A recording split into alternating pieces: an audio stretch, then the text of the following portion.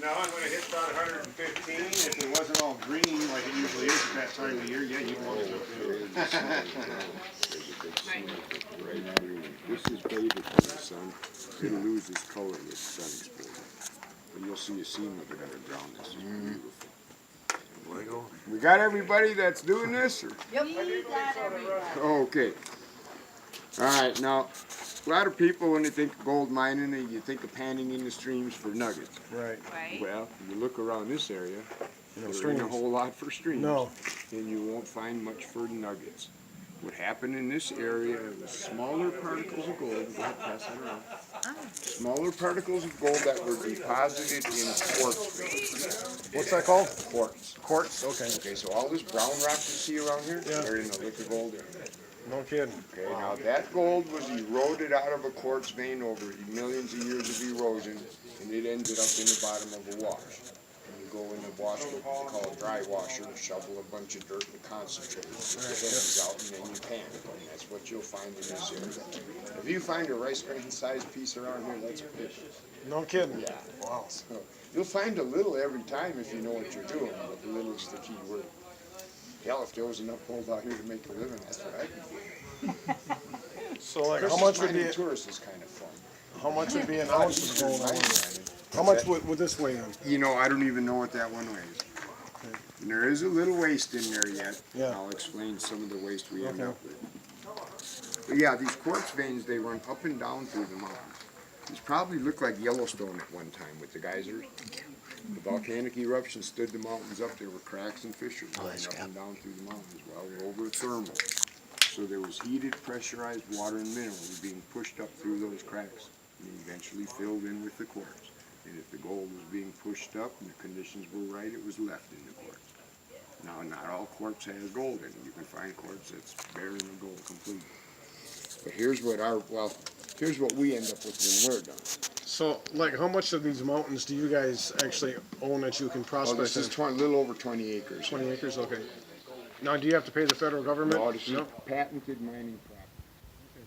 The government won't patent any more government land, but you can buy a patented property if it comes Why won't they do that? They don't want to give away any more land. Oh, I see, okay. Yeah, that was something they did in the early days. You could get it patented after so long, Right. doing so much stuff, and then you own the land and the minerals. Is there any, like, gemstones in these mountains? We get fluorite, Okay. and that's, you know, there's crystal quartz if you get up. That's what I'm looking. thinking about, yeah, crystal quartz. Yeah, you gotta, it's not laying all over the place. Okay. If you get out hiking, you can, once in a while, you find a spot where there's a little patch in it. All right, Okay, so now that gold in that vial there, it doesn't shine as bright as that first vial because the gold that comes out of this vein is high in silver content. And Right. anytime you find gold, there will at least be traces of silver in it. So it's not pure gold then? No, you have to refine it. Now that there is like 70% gold, 30% silver. So how do you separate The refinery do that with heat They do and that? fluxes and they take care of the waste. The little black specks you see in there. Yep. If you look in this 2 pieces of quartz here, you see a little black rock in there. It's called hematite. It's very heavy. So what's this in this pan here then? I'll get to that here in a minute. Okay. It's a little Let him further go down the line. I'm just full of questions here. Okay, this is what the quartz vein here looks like. Both of these pieces would have a little gold in them. Little being the key word. You have to do tons to make a go of it, and then it starts getting expensive because you got to drill. You have to drill the holes and blast it with explosives, then haul it out, then crush it. Crush it. Okay, now here we can take a rock the size of your head and start breaking it down.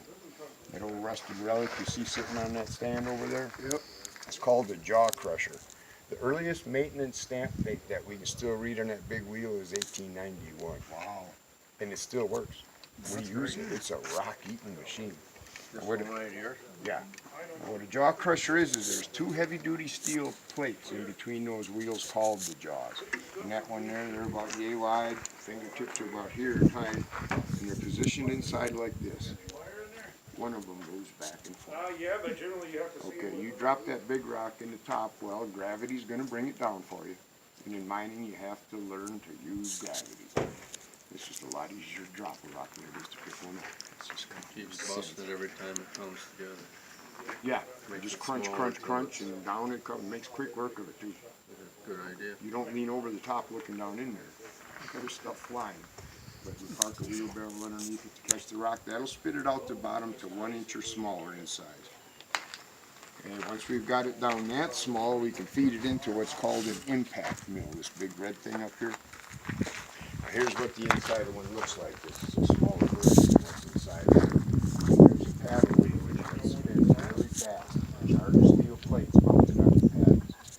And there's hardened steel plates mounted all around the outer housing, real close to these paddle plates.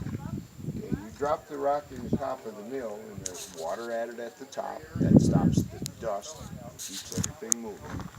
Yeah, when that rock hits the mill, it starts to heat up. You should hear that thing. Oh, I bet. Make your feet go numb after about 20 buckets, too.